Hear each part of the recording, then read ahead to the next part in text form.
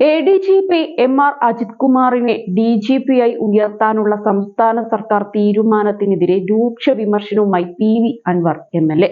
DGP നിയമനത്തിലേക്കുള്ള എളുപ്പവഴി കാക്കിക്കളസമാണോ എന്നാണ് ഫേസ്ബുക്കിൽ പങ്കുവച്ച കുറിപ്പിൽ നിലമ്പൂർ MLA ചോദിക്കുന്നത്.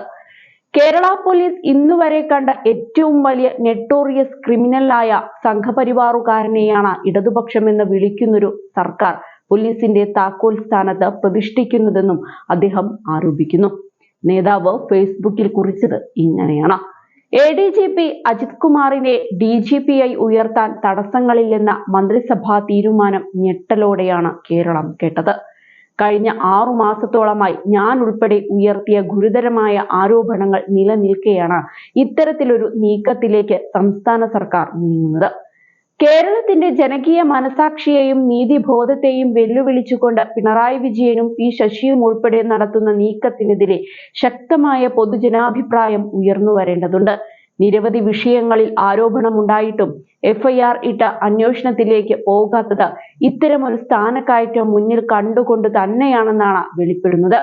P രാജീവ് അടക്കമുള്ളവർ പറയുന്ന സാങ്കേതികത്വം ഇവർ തന്നെ അജിത് കുമാറിനു വേണ്ടി ബോധപൂർവം സൃഷ്ടിച്ചതാണെന്ന് കൂടിയാണ് പുറത്തു വരുന്നത്.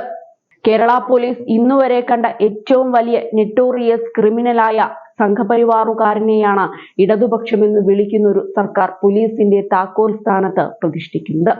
തൃശൂർ പൂരം അന്വേഷണം നടന്നുകൊണ്ടിരിക്കെയാണ് DGP നിയമനത്തിലേക്ക് അജിത് കുമാറിന്റെ പേരുകൂടി വരുന്നത്.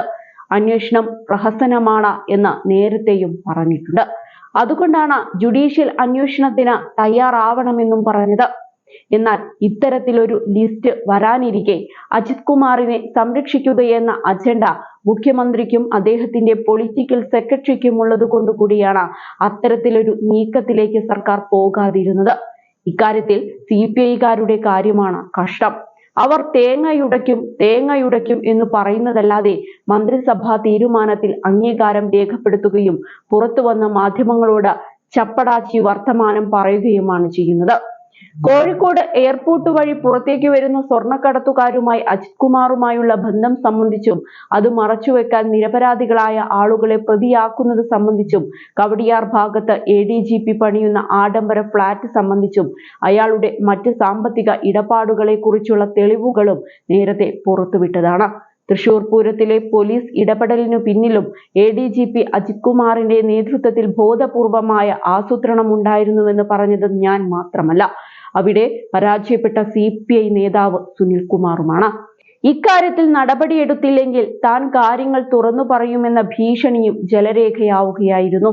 2023 ഓഗസ്റ്റിൽ ലഹരി കേസിൽ പിടിക്കപ്പെട്ട താനൂരിൽ പോലീസ് കസ്റ്റഡിയിൽ കൊല്ലപ്പെട്ട താമിർ ജിഫ്രി സ്വർണ്ണക്കടത്തുമായി ബന്ധപ്പെട്ട കാര്യങ്ങൾ അറിയാമായിരുന്നു എന്ന് പറയപ്പെടുന്ന എടവണ്ണയിലെ പുലിക്കുന്നുമലയിൽ വെടിയേറ്റു മരിച്ച റിധാൻ ബാസിൽ, റിയൽ എസ്റ്റേറ്റ് ഇടനിലക്കാരൻ മുഹമ്മദ് ആട്ടൂർ എന്ന മാമിയുടെ തിരോധാനം, ജില്ലാ പോലീസ് മേധാവിയുടെ ഔദ്യോഗിക വസതിയിൽ നിന്ന് തേക്ക്, മഹാഗണി തുടങ്ങിയ മരങ്ങൾ മുറിച്ചു കടത്തിയത് സംബന്ധിച്ചും ADGP MR അജിത് കുമാറിനടക്കമുള്ള പോലീസ് മേധാവികൾക്കുള്ള പങ്ക് സംബന്ധിച്ചും തെളിവുകളടക്കം സമർപ്പിച്ചിട്ടും FIR പോലും ഇടാതെ അജിത് കുമാറിനെ സംരക്ഷിച്ചത് DGP പദവിയിലേക്കുള്ള പാത വെട്ടിത്തുറക്കാൻ തന്നെയാണെന്നാണ് ഇപ്പോൾ വെളിപ്പെടുന്നത്.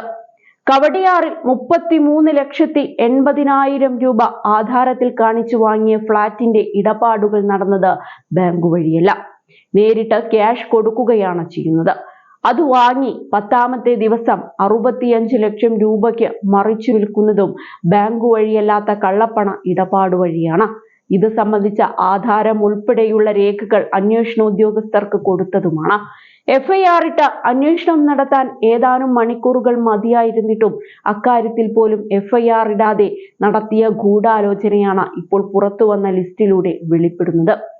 ഇനി പിണറായിക്കും അജിത് കുമാറിനും ചെയ്യാനുള്ളത് DGP യൂണിഫോമിൽ മാറ്റം വരുത്തി കാക്കി ട്രൗസറും ദണ്ടും നൽകണമെന്നാണ് പറയാനുള്ളത്.